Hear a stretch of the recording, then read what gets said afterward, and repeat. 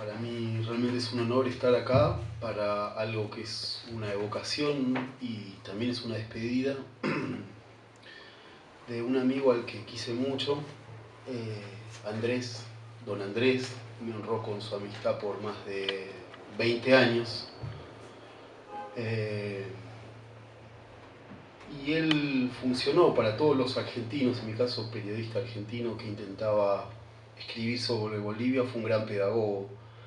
Mi primer encuentro, yo en ese momento, yo tenía 18, 19 años, yo estaba escribiendo un libro sobre el asesinato de Juan José Torres. Y en ese momento Andrés era diputado de Conciencia de Patria y me recibió en su oficina de Mariscal Ayacucho. Y Andrés tenía una relación muy artesanal con el conocimiento y el cruce entre la política y el periodismo. Por sus años de periodista, muchos años de periodista, tenía una formación como abogado y como periodista, tenía esta suerte de reconstrucción a través del recorte de los periódicos, algo en la tradición del periodismo latinoamericano. Pienso en Gregorio Seltzer, en García Lupo, esa tradición tan manual y artesanal de cruzar la política con el periodismo. Y entonces en ese despacho, con música clásica muy alta, hacía mucho frío, Andrés siempre tomaba mucho mate de coca, y todos los diarios del día, los 6 diarios que se editaban en La Paz, desplegados y subrayados a punto de ser cortados. Yo era obviamente mucho más ignorante de lo que soy ahora sobre la historia boliviana, y Andrés me dio este libro, que aún lo tengo. Es un libro muy importante, Requiem para una República, de Sergio Almaraz. Y lejos de asumir una posición paternalista, Andrés me acompañó mucho durante estos 20 años. En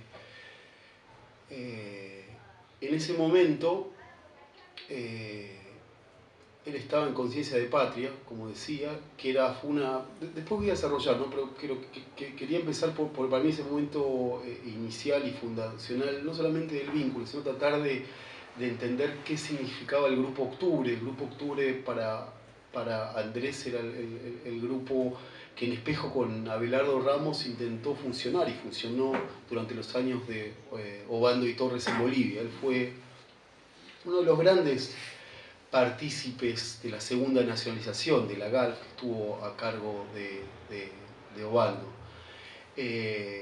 Y siempre mantuvo un enorme interés por la Argentina. Realmente era de los, yo diría que es el boliviano más atento a cada detalle de lo que sucedía en la Argentina. Digamos, por supuesto que sobresalía por su formación, sus lecturas, su humildad y su atención por el otro, ¿no? Es algo bastante singular y particular de él, y el excesivo respeto, al punto tal que la única persona en mi vida que todavía hasta el año pasado me trataba de usted era Andrés. El Andrés, no sé cómo lo hacía con usted, siempre era un usteo permanente. Aparte de esa pedagogía, me gustaría subrayar que, digamos, que en su vida fue muchas cosas. Fue periodista de formación, fue abogado, fue profesor, fue ideólogo, pero más que nada fue un político. Para mí, si algo que fue un gran político y obsesionado con la defensa de los recursos naturales. Después de la llegada de Evo Morales al poder, la idea de las transnacionales pasó a ser parte del lenguaje cotidiano, pero nadie, ningún dirigente político boliviano puso esa insistencia en los recursos naturales y en particular el gas. El primer libro de Andrés sobre el gas es del 83, 84. Aun cuando no era un tema de la agenda pública, Andrés siempre puso adelante el gas y el petróleo. Ahora, en esa carrera como político, creo que hay 3 momentos muy importantes. El momento del Grupo Octubre, que es el momento de la segunda nacionalización del petróleo.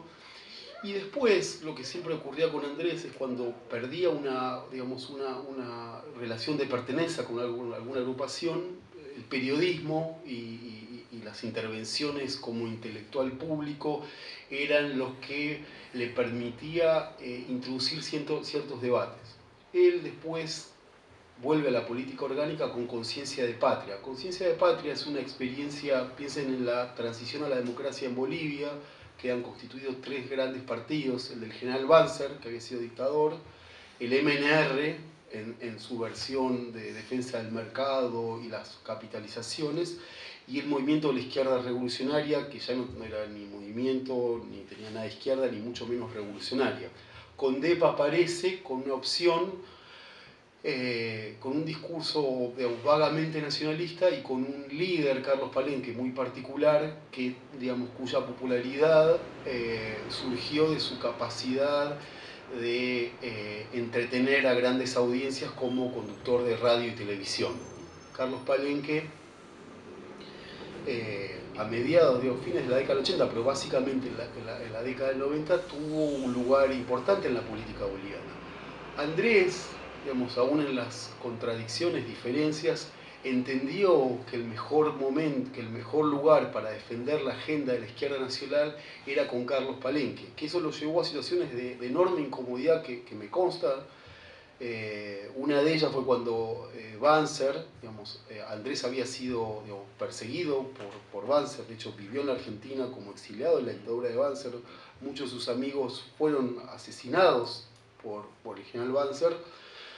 Era el ideólogo de un partido que decidió hacer gobierno con el general Banzer.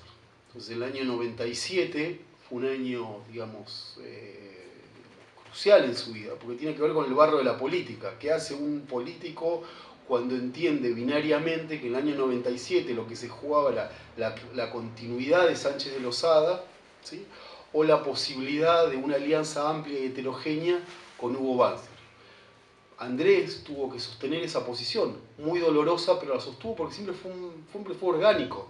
Él no se fue de Conciencia de Patria hasta que Conciencia de Patria dejó de existir como partido. Y él, y esto me parece que es clave para entender el Andrés de la década del 90, él siempre identificó a Sánchez de Lozada como el gran problema de Bolivia. Lo personalizó, obviamente que él no hacía una política sobre las personas, pero entendió que el gonismo era el tema central, y sobre esa, digamos, el antigonismo era el gran dilema del momento. Él, como se contaba acá, publicó este libro, que es como un libro fundamental, La fortuna del presidente, donde es la gran acusación contra Sánchez de Lozada.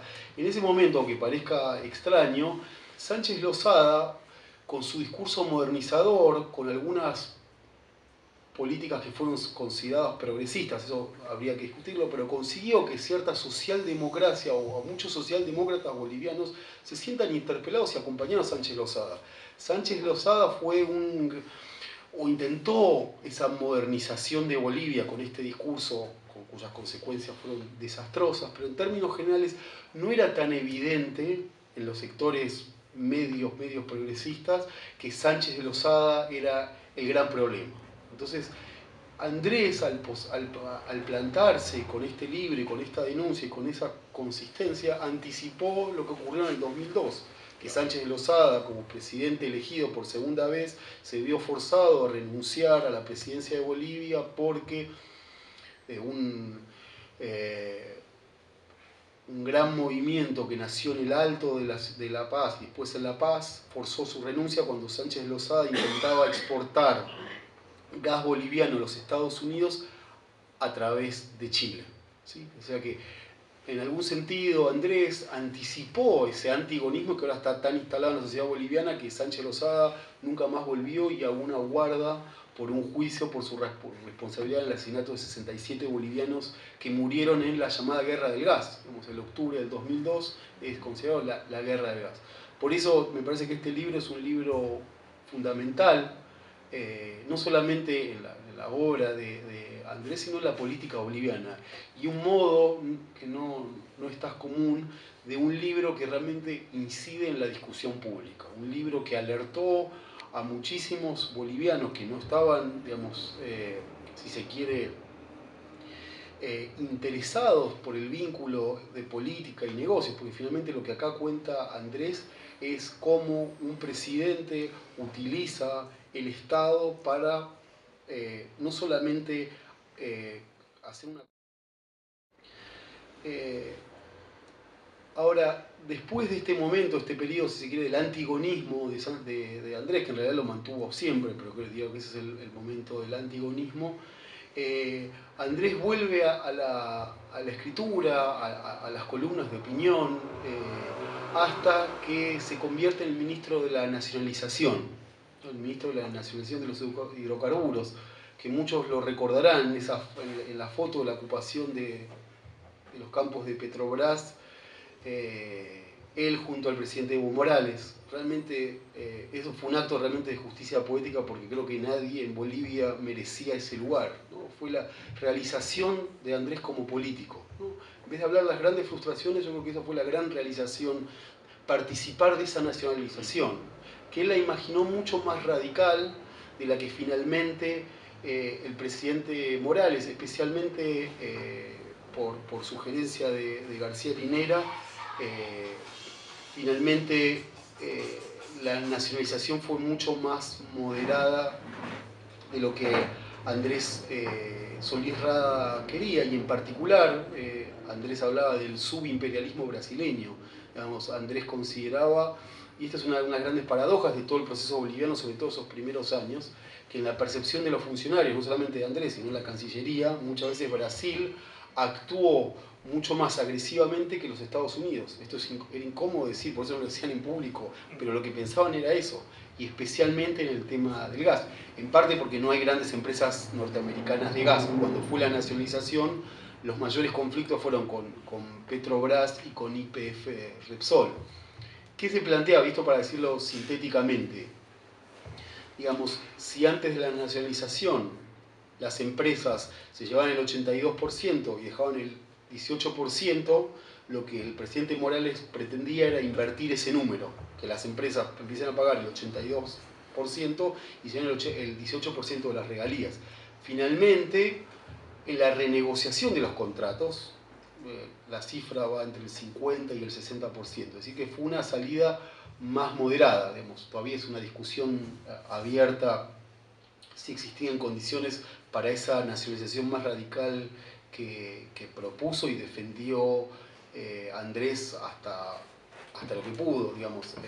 Andrés Solís Rada no era un orgánico del MAS, ni tenía una relación de mucho tiempo con Evo Morales, y eso también pesó. Ahora, en su renuncia, que fue uno de los momentos, si se quiere, más, uno de los errores más desafortunados de la presidencia de Evo Morales, lo que pasó fue que en realidad el gobierno tuvo una enorme incapacidad para administrar los disensos internos. Lo que ha sucedido, y el caso de Andrés es el primer caso, de ahí podría dar una serie de nombres que por ahí son no tan conocidos, pero digamos, uno puede hacer una genealogía que empieza con Andrés, que todas estas, digamos, dirigentes tan valiosos que formaron parte del gobierno, cuando se van del gobierno, quedan en una situación de desprotección, de lejanía y de nula participación, ¿no? Entonces, eso pasó con Andrés, y Andrés volvió a su retaguardia siempre, que fue la escritura, los libros, las columnas. Y esto también hay que decirlo, ¿no? El desprendimiento, una de las cosas que más me emocionaban de Andrés es su desprendimiento material, digamos. Andrés vivía en una casa alquilada. Andrés había sido ministro de los hidrocarburos, había negociado por 300.000 millones de dólares, y no es que había una jactancia de yo jamás robé, no, eso como que no formaba parte ni siquiera de un comentario gracioso, digamos. El desprendimiento material de Andrés, su ascetismo. Andrés viajaba en trufi, viajaba en colectivo, vivía en una casa alquilada, y siempre vio que era total y absolutamente inaceptable cualquier tipo, no solamente de tentación material, sino de normalización de la corrupción. Y en eso era una gran coincidencia con Evo Morales. Y creo que en el contexto latinoamericano, cuando vemos que la corrupción no es una denuncia de la prensa derecha, sino hay casos fundados y concretos, Bolivia nos ayuda a pensar que esas posiciones tan tajantes y enérgicas frente a la corrupción importan.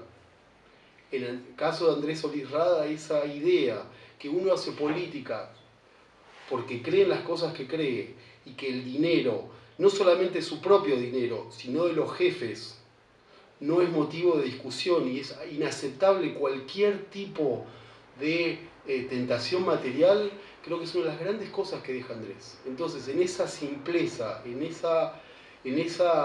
hasta en la ropa, yo siempre le decía en chiste, yo cuando lo conocí, él siempre tiene un chaleco marrón, que es el mismo chaleco que le vi toda la vida ese chaleco.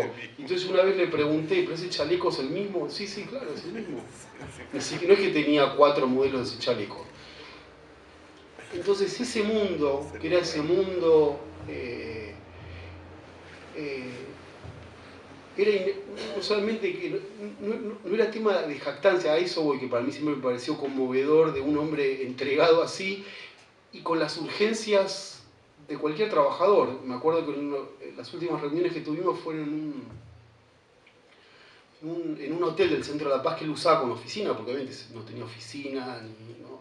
Aparte porque muchos de los, si se quiere, profesionales intelectuales, cuando salían del Estado encontraban cobijo en las organizaciones no gubernamentales. Y uno de los temas, como las grandes cruzadas de Andrés, que yo ahí muy modestamente me permitía discrepar, era el tema del ONGismo.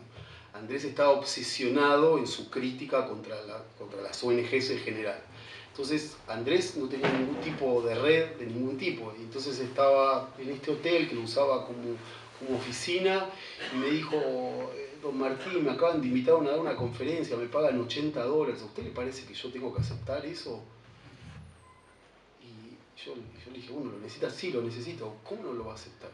Esos eran los dilemas de Andrés después de esta vida.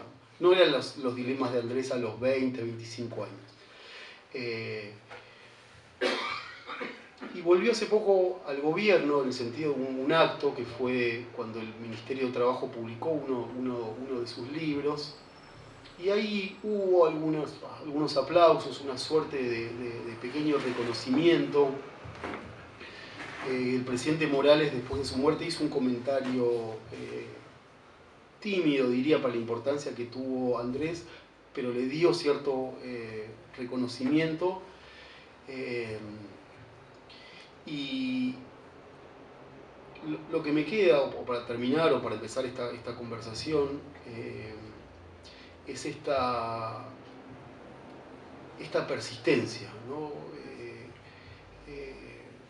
Aunque muchos de sus movimientos o sus distintas posiciones políticas parezcan contradictorias en algún momento, la persistencia de Andrés sobre un núcleo de ideas que ha permanecido inconmovible, me parece que es para celebrarlo y para recordarlo.